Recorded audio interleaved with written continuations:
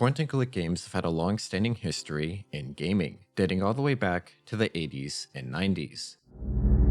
It was a widely popular genre that helped spawn many well-known classics. I, however, may not know them, but their influence still affects gaming today. You have games like Five Nights at Freddy's, Slay the Princess, Inscription, Papers, Please, Henry Stickmin, and many more that use the point-and-click style. And the game I'm going to be discussing in this video is no different. Honestly, this is one of the first games I ever considered doing this type of content on, but I never got around to it and instead chose a Garfield horror game. Reminds me of like those really flat farmlands you'd see when you travel. The player can find Garfield waiting for them. I felt as if this game did a great job with the point-and-click style, and it also told an emotionally impactful story through nothing but drawings and sounds. This game is When the Past Was Around.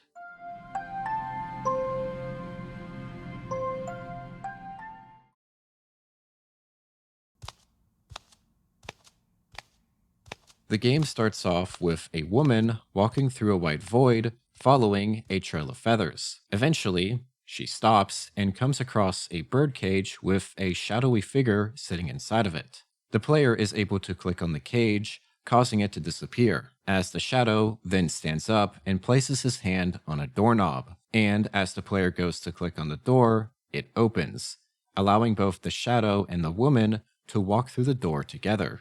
The two now appear in a room filled with boxes and furniture scattered around. The player can interact with the objects in the environment, able to search through drawers, move furniture, and solve simple puzzles to progress. In one of these drawers, you will find a picture frame tucked away in it, showing us a picture of the very same girl standing in the room with what seems to be a man. However, this man's face is cut out of the photo. After collecting a few more items and using them on different objects, you end up finding a feather with a halo around it, or some weird glow around it, or clicking on it, the feather then teleports over to the woman in the shadow with a cloak now appearing over the shadow's shoulders. Yeah, that's a word. Similar in color to the woman's outfit. Another wooden door then manifests behind the shadow as the two proceed into the next room. Also, just to get this out of the way, I'm going to mention this now. The woman's name in this game is Ida, and I say this now because it's not really like shown in the game at all. It's subtly shown, like it's subtly mentioned, which you may see later on in this video if I choose to. But this time, both the woman and the man are sitting on the chair together. This room is a little more challenging than the previous room, where it now requires us to search through furniture and solve various puzzles. We go on to then piece together a music box, solve a piano puzzle using shapes and numbers, and eventually unlock a wardrobe. Opening the wardrobe reveals yet another feather, and by interacting with it, the same cutscene occurs, from before, where they get the feather and, ooh, they get clothes, all that fun stuff, yeah. But it gives him a full head and hands, and also shoes, revealing to us that the man is actually an owl. Forward and then... The next door then manifests behind the owl, as the two walk through it once again.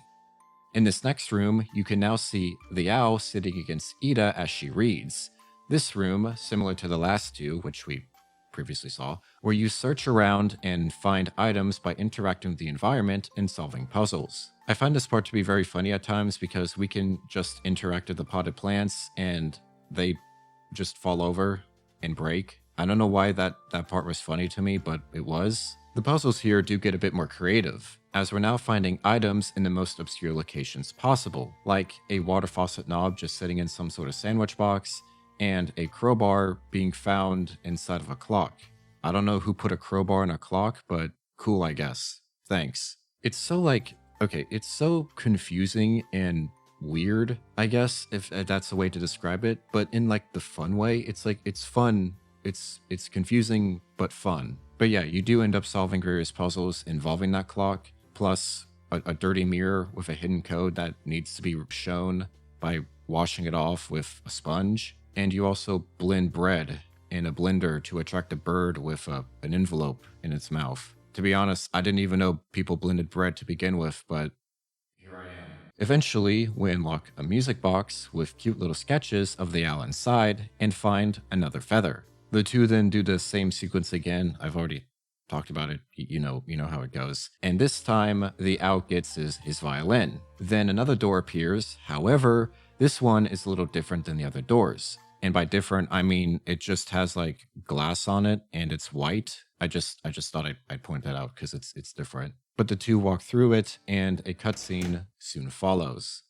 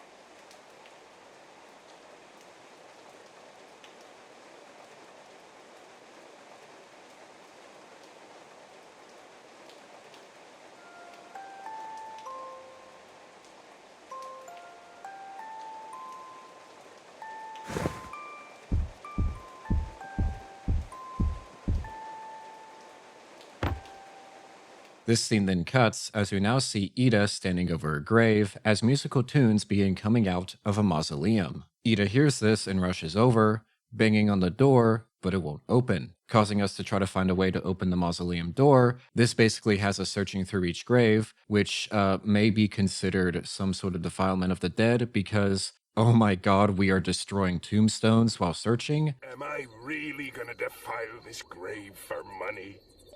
Of course I am! But eventually we do come across it in a very questionable way. But yeah, you managed to find the other eye for the statue and put it in, allowing the door to now be opened so that Ida can enter.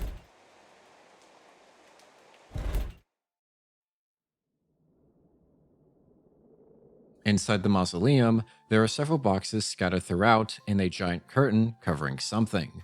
We notice a crank laying near one of the boxes and put it into the wall, and then proceed to, well, of course, crank it, revealing what's underneath the curtain.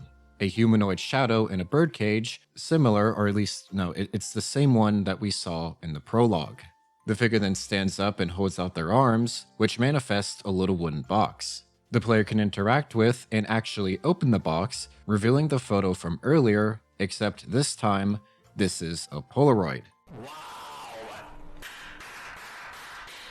And the face of the man in the photo is still scratched out. The picture then fades into black, followed up with a loud ringing sound.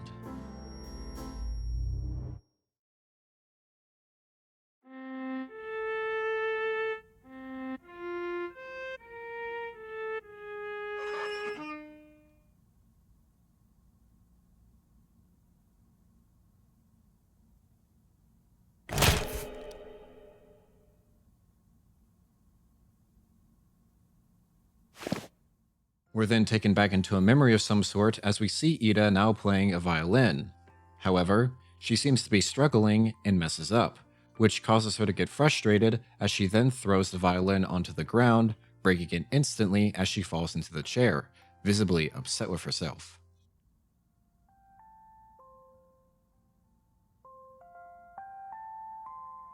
However, in the midst of her grief, she hears a tune coming from outside of her room, which makes her investigate where it's coming from, and it's here where the player will have to solve puzzles in order to help her get out of the room. And this is where you can actually find a lot of information as to what Ida's backstory is.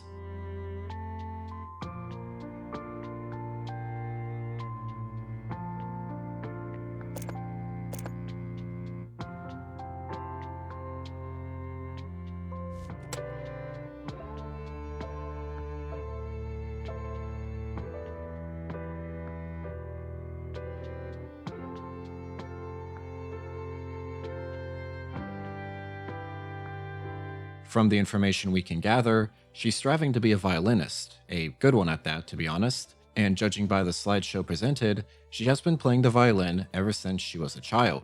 However, as she got older, her motivation for it seemed to wane, likely being burnt out or feeling the weight of expectations as a violinist. Also, as we're going through this room, we realize, as you're searching for many different items and such, we begin to go through the process of cleaning up her room. Eventually, though, we're able to find the key and are able to step outside, to which Ida then comes across a bouquet of flowers and a trail of feathers leading away from it. The trail can be seen leading to the door of the room next door, where the music is coming from. However, we're unable to enter it because we're going to have to solve more puzzles in order to get in. Once we do end up solving those puzzles, we will be able to get a doorbell button and are able to use it to ring the other doorbell, which then, of course, opens the door.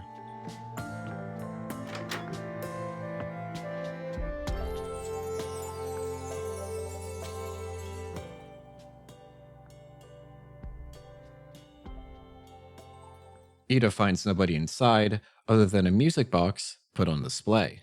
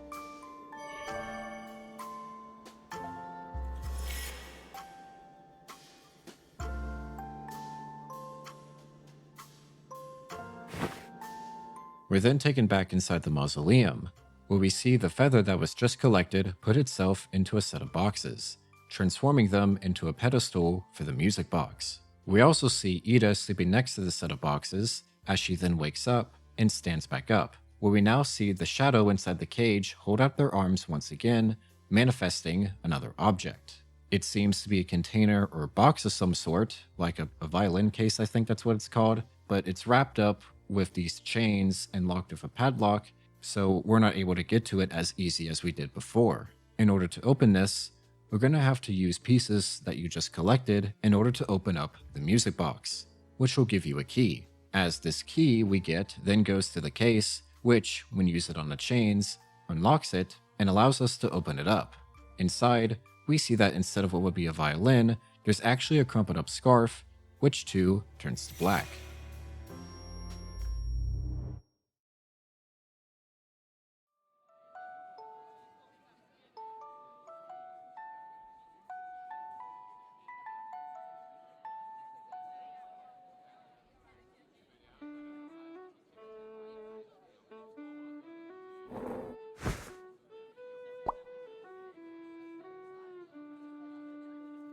We flash back to Ida now sitting inside a cafe, listening to the music box. As the music box finishes its tune, she then hears music coming from outside, and notably, it's the same tune that the music box was actually playing. She then gets up and attempts to leave, but is stopped by the barista, who indicates that she hasn't paid yet. Which we easily do, as we can simply head back over to the table and grab the money in order to pay the barista so we can leave.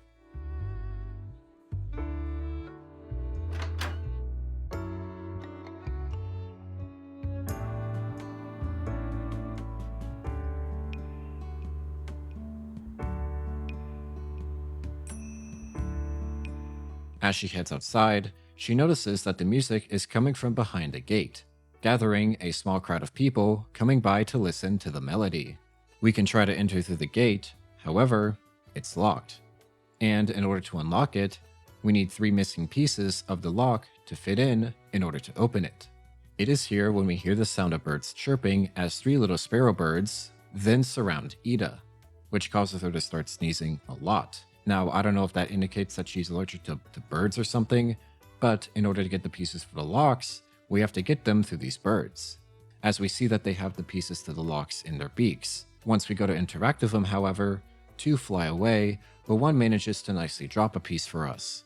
Now for the 2 other birds, you have to solve puzzles in order to get the lock pieces from them. So one of the birds, if you try to interact with it, it'll just keep flying back and forth, and it will only not do this if you manage to give it a piece of what I think is a seed cake, and that's part of a puzzle you have to solve.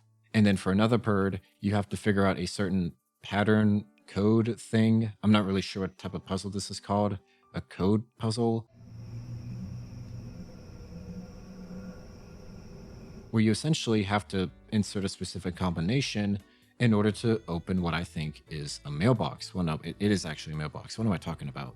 Which the bird is having a nest in. From this, you're able to get both puzzle pieces. But now, with all the pieces in your collection, you're able to go back to the lock and insert the missing parts of the lock, allowing Ida to finally enter through the gate.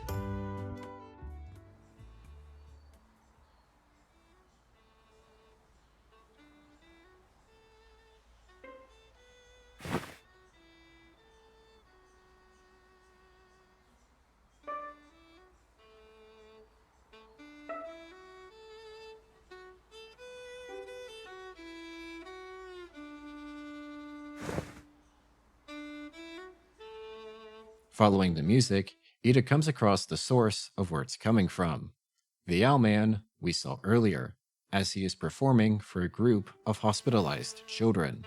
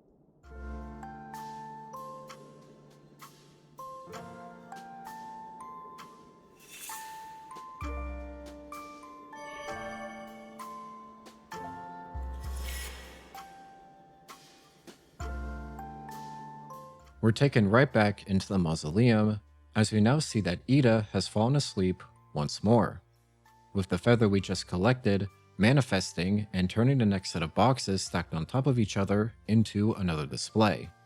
This time, a pedestal with a scarf on it. Ida then wakes up again and looks around, where we now see that the shadow holds out his arms yet again and manifests another object, a little journal with a lock on it. Of course, in order to get the key for this lock, we have to solve a puzzle, which is a fairly simple one where we essentially have to water a plant. Once we use the key to open the journal, it is then overcome by darkness before we're faded into yet another memory.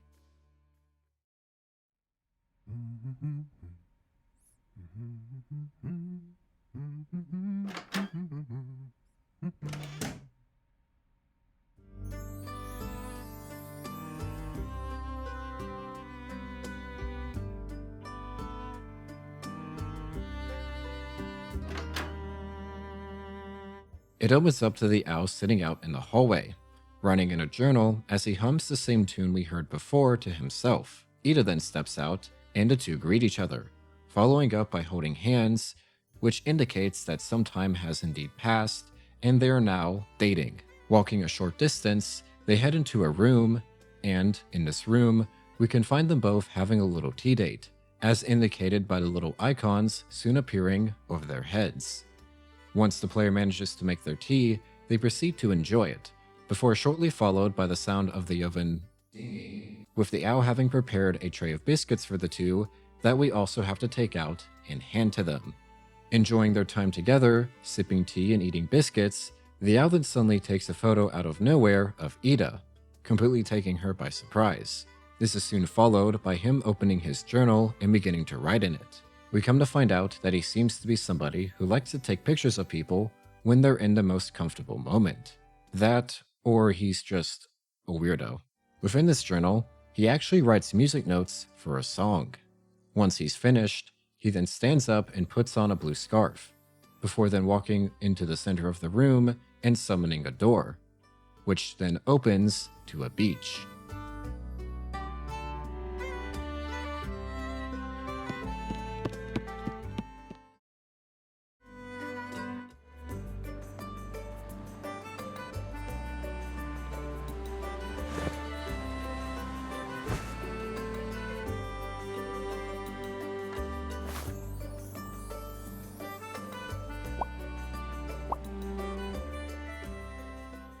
This appears to be a bit of a jump into the future as the relationship has continued, where they're now having a beach date and set up a picnic table along the edge of the shore. The owl collects a bottle, and both Ida and the owl then indicate they want to collect certain items off the beach to put inside the bottle. And this bottle is likely some sort of, the one love bottle or something that couples do when they get a bottle, they put stuff in it, and then proceed to throw it out into the sea or something. I generally don't know. I don't know what people who date do. I don't know what these daters out here do, but... Please get the hell away from me now. Dude, back off. Once we collect these items and then hand them over to their respective characters, the owl then pulls out a piece of paper, which both characters then write their own little segments onto, before then putting this note or letter inside the bottle as well, alongside all the other little trinkets they had us collect too.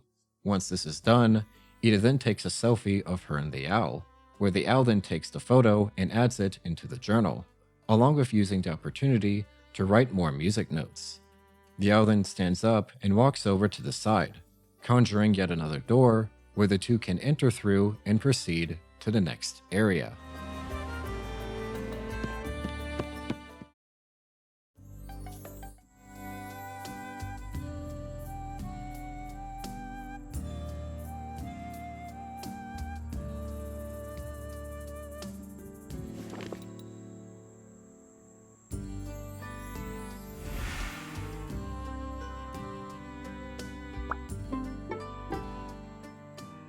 Time skips ahead more as we now see both Ida and the owl having made a trip on top of a canyon, setting up camp. The owl attempts to play music as usual, however this time he seems to be undecided on what to play. Ida comforts him and directs his attention towards the sky, hoping to help clear his mind about what to write and try to talk with him on potential ideas for what the next piece of music could be. This is, once again, prompting the player to solve puzzles, and by solving these puzzles, then brings an idea to the owl's mind. The owl then snaps a photo of Ida and proceeds to write in his journal once more, this time with the help of Ida, as the two are finally able to finish the music sheet he's been working on since the beginning of the memory. This is then shortly followed with the two drawing sketches of each other performing with one another, which seems to really excite the owl. The owl then grabs his violin and actually hands it over to Ida, along with grabbing a flute from the back of his pocket, which makes me wonder, how many instruments does this guy have? What did you just put in your pocket? No, I saw you put something in your pocket. What was that? What did you put in there? Where he then begins to prompt her to play alongside him. The owl begins first, followed by Ida, who's a little nervous attempting to play, but as the song progresses and she continues to play, she actually gets over her nervousness or fear of playing the violin and actually starts to play really well.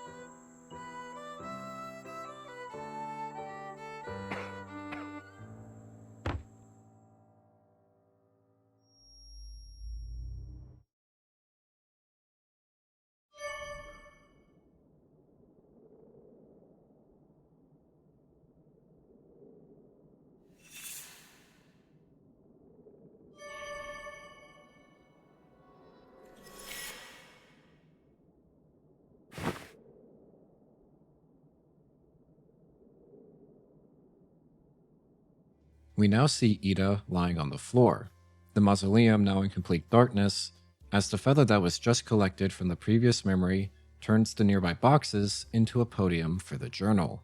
Ida then wakes back up, breathing heavily before collecting herself and observing the environment. She then stands up and pulls out a candle, emitting a dim light.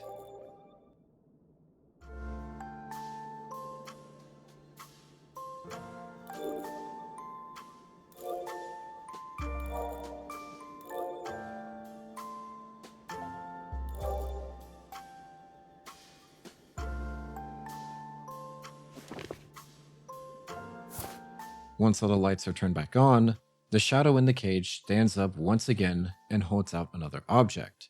This time, however, it's a feather. However, as Ida goes to collect the feather, instead of the feather itself turning into a shadow, it's actually Ida this time who fades into black.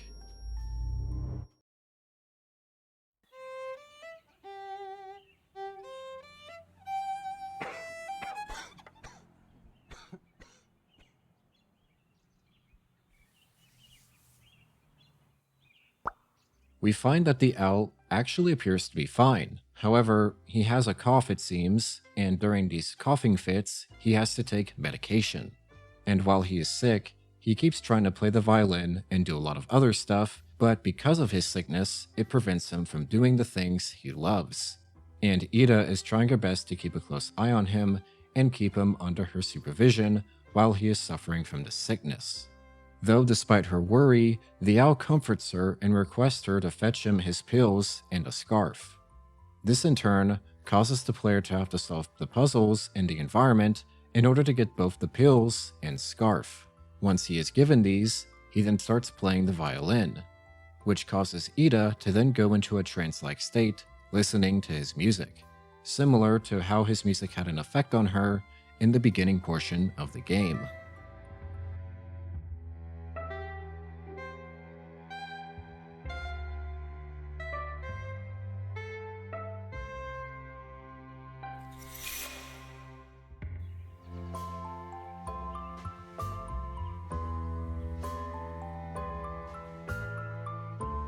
Though as the music ends and once she breaks free from the trance, she realizes that the owl actually had moved away while she was in it. But he didn't go too far, as we can see his trail of feathers leading outside of the gate.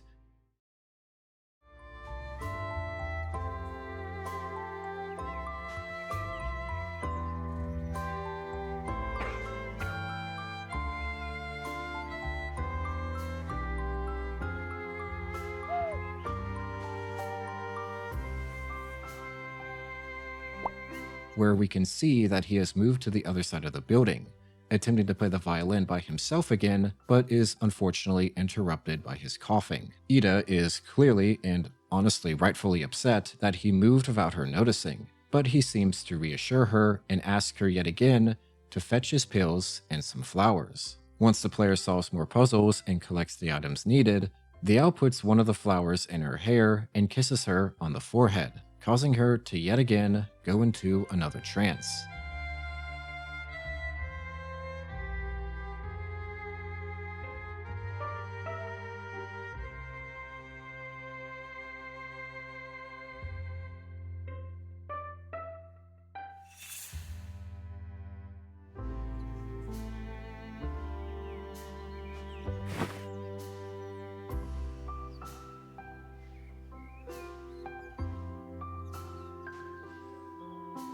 Once again, the owl escapes her view, causing Ida to be nervous again and desperate to find out where he went. But of course, it's not too far, as we can see his feathers making a trail to the inside of the building.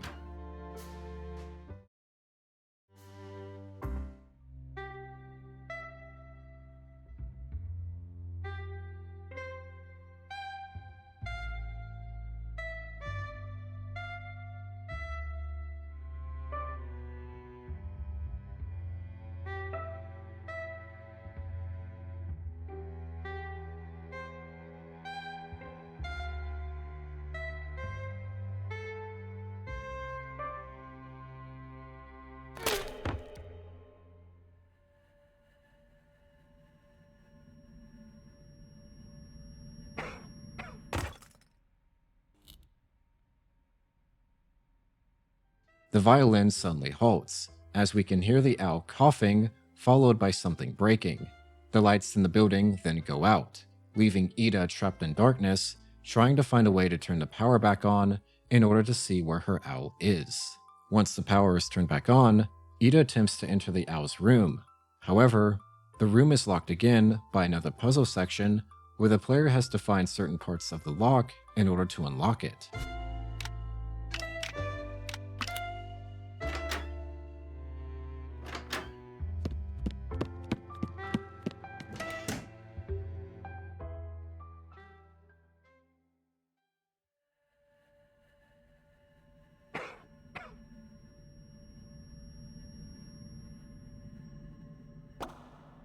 Once we open the door, Ida rushes inside only to find the owl on the floor, struggling to breathe as he's having a massive coughing fit.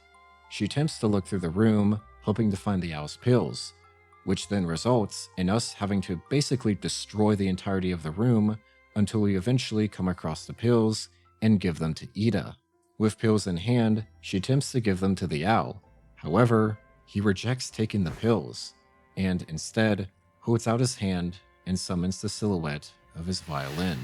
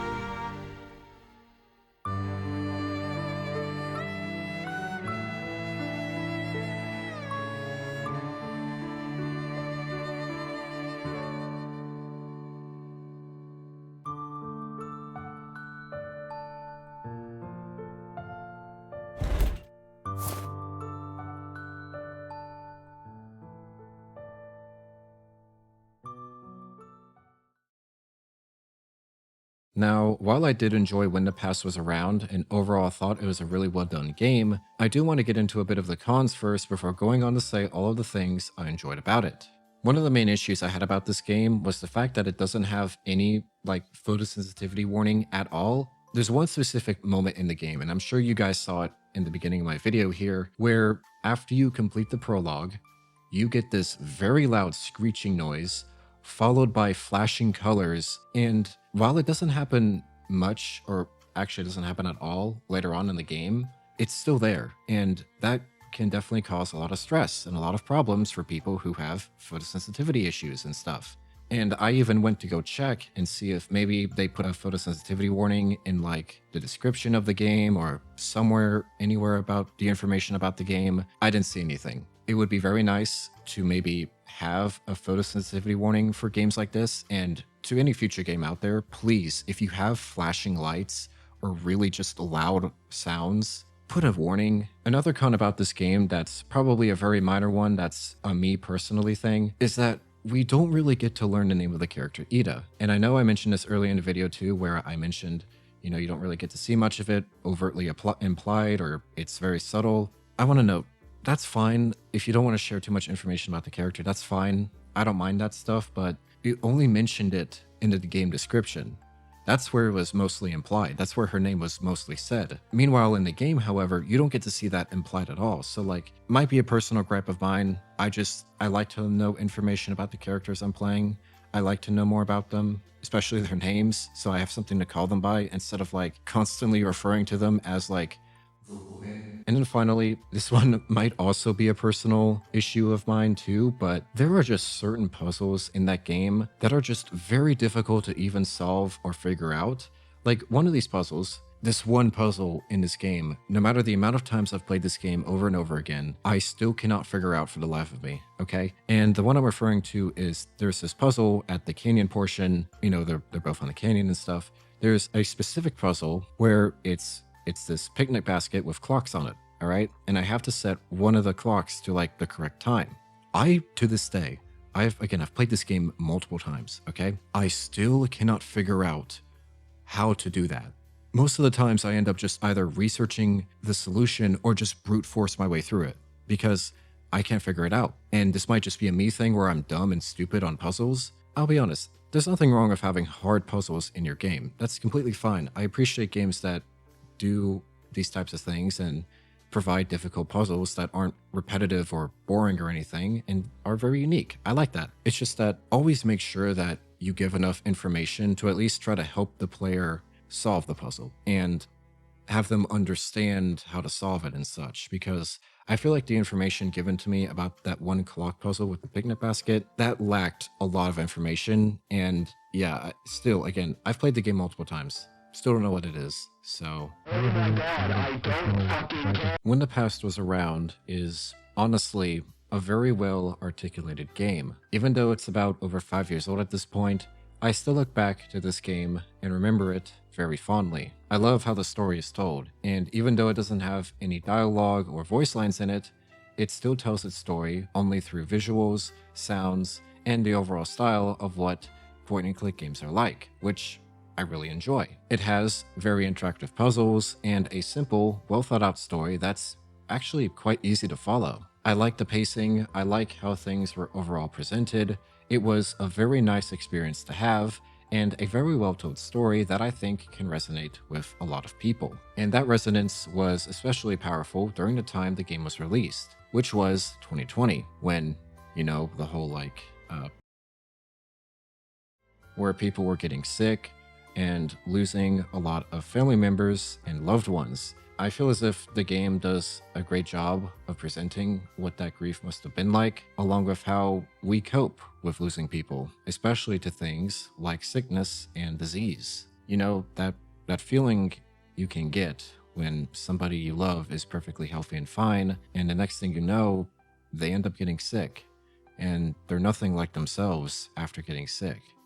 And eventually, after some time, they're gone. Just like that. The game tells a great story about not only how to deal with that grief, but also how to cope with the loss and move on from it, to continue being yourself and living your life.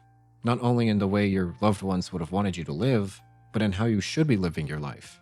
Even if they may no longer be there for you or there to support you, you yourself are stronger. You can carry on and continue to live your best life, even while missing a loved one, or even a family member or a friend. You're able to move on and manage the grief in your own way, and I think the game does a really fantastic job of portraying that, of how people may cope with the loss or death of a loved one, especially when it's just so sudden. Now, beyond the emotional storytelling, the technical execution of this game is also very strong. Like, the soundtrack of When the Past Was Around is incredibly well done, and I absolutely love this soundtrack, by the way. Even though it's like 5 years old at this point, it still holds up to this day.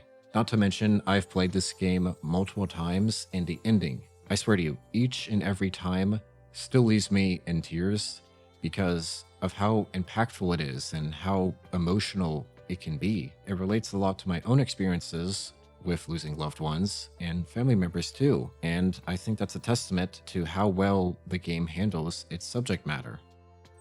Now, before I wrap up, I do want to take the time to point out one detail that I really love about this game, which was the owl himself. Now, I want to note, I do not believe this guy is actually an owl. For example, here, you can see that everybody else in the game looks like normal, regular humans, and then out of all of them, you just see this guy here with an owl head just kind of hanging around or something. And you might be wondering if maybe it's like a weird, strange world where maybe there are occasionally some animal creatures or like anthropomorphic animals walking around. But I do want to mention something here, and I feel like the reason why the character, or well, the owl himself, we see has an owl head is because Ida doesn't remember what he looks like. Now, we've already established that these two were dating. I mean, it's very obvious that they were, and they were together. Then he got sick, and well, he passed on. And after he passed on, after some time, she doesn't end up remembering his face. As a matter of fact, when you look at all the old photos that we saw earlier in the game, his face is actually completely cut out of them. You can't even see his face at all anywhere, and you never even get the chance to see what the man looked like. And since she doesn't remember what his facial features were, she ends up envisioning him as this owl person in these past memories, which connects to something I think is universal about losing a loved one, because when you lose a loved one, you begin to gradually forget their facial features, what their voice sounds like, and eventually what they themselves looked like. You don't remember certain aspects of them like you would if they were still alive, and seeing that the owl has the owl head, I feel like that's a great representation of that process. If you haven't played this game yet, I would definitely recommend it. I highly recommend you do, actually, because I would hate that this video is like the only thing you're ever going to know about this game. Please, I beg of you. I think, is that the right word? I don't know. Again, like, I highly recommend it. It's a great game, and it's very well executed, and it's highly rated. Like, a lot of people love this game, and it would be awesome if you guys could go in and support the devs and this game. I know it's like 5 years old at this point, but still, amazing game. Highly recommend it. Please, if you can, go and play it. It's awesome. Anyways, with that out of the way, I just want to mention, if you stuck around for this long in the video and made it to the end, I really do appreciate that you watched the video in its entirety. Unless you skipped ahead, then oh well. But regardless, thank you for watching my video. I really do appreciate it, and I hope you have a great rest of your day or night. All right, bye-bye.